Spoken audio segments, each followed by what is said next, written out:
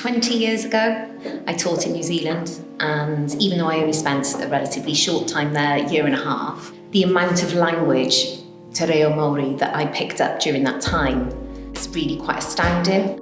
As a deputy in an English medium school, sometimes I get quite frustrated with the way that Welsh is taught as a second language without enough of the culture.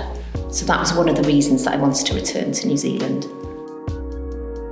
O ran ystyried mynd i Seland Newydd yn y lle cyntaf, oedd y cyswllt ieithyddol yn bwysig iawn, gweld sut oedd te reo Māori a'r Gymraeg yn gallu cael ei hyrwyddo fel ieithoedd brodorol, ac hefyd wrth gwrs cyd-destun diwylliannol fel mae Sian wedi sôn amdan, a sut mae hwnna wedyn yn cysylltu efo'r cwricwlwm a bydolwg Cymreig i'r cwricwlwm.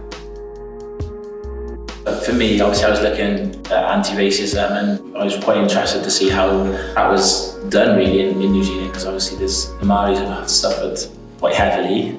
So I was really interested to see how that played out over there and within schools, what they're doing, and more so in the communities, because I think that's the missing gap here.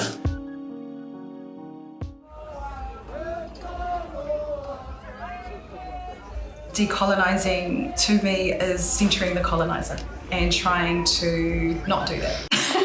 Not think that way, not play that game, identify the rules and maybe change them to get different results. Reindigenising to me is standing in the strength of Te Ao Māori, our Māori worldview. It's a strength-based approach, it's empowering, it's knowing who we are, it's knowing that our models work for us. It's not even considering the coloniser. It's mana motuhake, it's tino rangatiratanga, it's powerful. I get a whole different feeling when I'm playing the different games.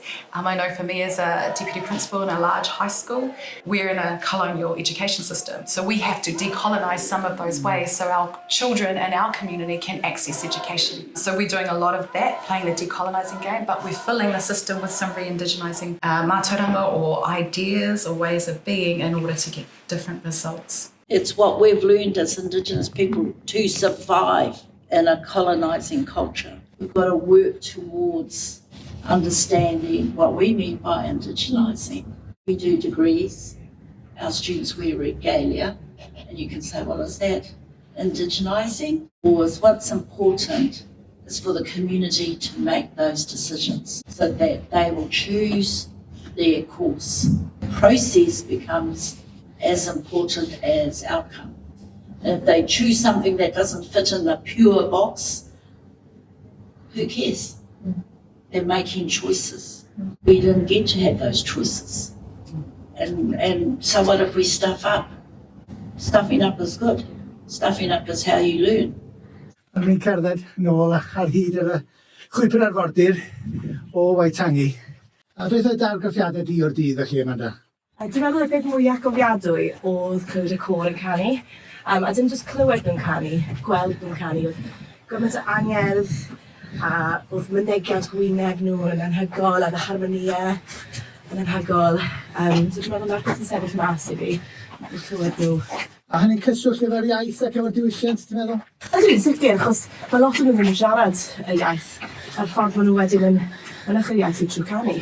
So dwi'n meddwl bod cerddoriaeth yn chwarae rôl holl bwysig yn cadw'r iaith yn fyw.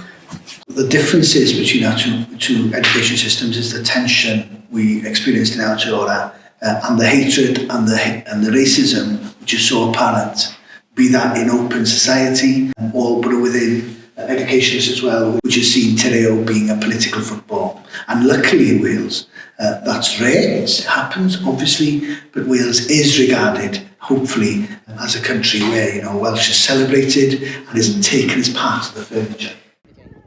What was fascinating about the Maori language was the worldview that comes with the words. So the verb to teach and to learn was ako, wasn't it, in Maori, which reminded me of Welsh and dysgu and that reciprocity of the teaching and the learning, and the teacher becomes the learner. And I think that's probably quite a big part of the decolonisation, isn't it? That the teacher isn't this kind of figure at the front of the classroom that imparts knowledge, that they all go on a journey together. There's still an element of that kind of in Wales, I think, where there is a bit of like the teacher has knowledge and you kind of impart it. We need to kind of recalibrate the way that we think about it, and actually sometimes we're not the expert in the room. I think what was particularly striking when we went to one of the Maori schools was that they had such a focus on the child's identity within the curriculum.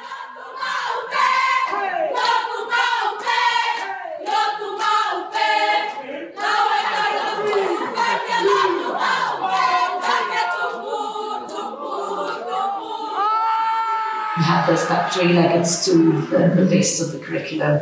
One of the legs of the stool was about kind of like reading and maths, but then the other bits were about kind of your responsibility to the community. Activism even. Yeah. She said that her aim was to nurture Maori warrior scholars, which I thought was really inspiring, which made me question, actually, do we have Welsh warrior scholars, and what does that mean, and what does that look like?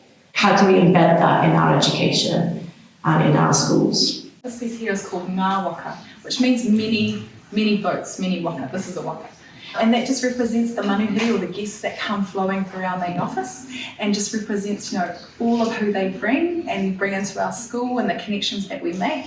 So we've got our framework, which is Indigenous of Pepeha, right here up on our wall, and we use that not only to introduce ourselves, but we also use it to frame our curriculum journey for our juniors especially. What's the history of colonisation in Wales, and how has that impacted what it means to be Welsh? Whether you don't know what Welsh history is, Welsh stories are, Welsh ways of knowing and being and doing It is something that, it is about being hopeful, but hope is not a strategy. No. We need to actually do some stuff, and I love that. I love that the potential within a systemic change for Wales. Wales is quite an inspiring nation in that sense, and there is some other work which is quite important, unpacking what Welsh culture is, perhaps. Even though I'd kind of been working towards decolonising the curriculum, it was on a real micro level, and I think New Zealand taught me the kind of macro level, so not being defined by colonisation even. I think before New Zealand, I thought of decolonisation as getting rid of stuff from the curriculum, whereas now I think of it more as including stuff in the curriculum. Everyone focuses on the specifics of the curriculum, the content, yes. In reality, if you are decolonising, you have to decolonise absolutely everything. We already thought that way, but it was kind of right, that's more important now that we dig deeper on the like you say, the identity and the culture in order to fully decolonise the curriculum. You've got to be thinking about what are we teaching pupils and why are we teaching it, and be brave for that. It's a tradition in our culture. If someone gets up and talks, everyone has to come and do a song. So I got to stand up, and now these guys are here ready to sing a song for you. I mi, dwi'n teimlo mai gwaith emosiynol galwad i'w dysgu yn hytrach na swydd, ac felly bod angen I ni fod yn hyderus yn bod ni'n datblygu pobl ifanc I fod yn arweinwyr y dyfodol, yn bobl sydd yn falch o pwy ydyn nhw, yn falch o'i cynefin, yn falch o'i hunaniaeth ac yn falch o iaith o'i diwylliant. A dyna fydda i'n gymryd o'r ymweliad I awduro.